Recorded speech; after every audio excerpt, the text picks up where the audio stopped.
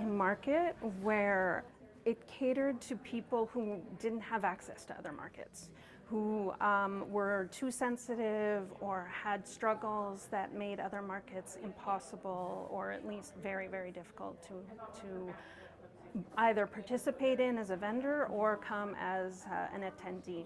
So here there are two spaces. There's the sensory avoidance space, and that's a really quiet space where we keep the lights as low as possible. And then we have this sensory seeking area, and that's just sort of a little bit more of a regular market area. Neurodivergent is sort of a social definition.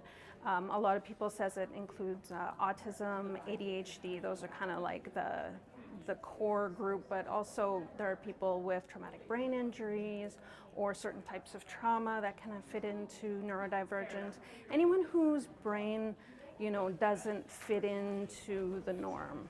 The noise is a big one for me, and just that I know part of it is the business is talking to people, but at the Neurospicy Market, you have that permission to not talk if you don't need to.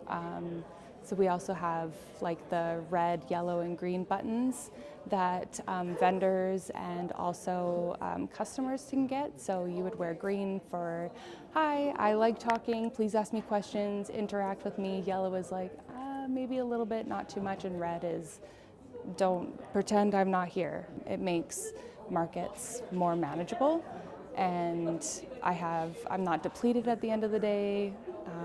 So I really chose this market for the accommodations for being a neurodivergent vendor. It's just nice being around other people that understand. You don't have to apologize for being yourself, and there's no expectation. You just come as you are, and that's who you are, which is really nice.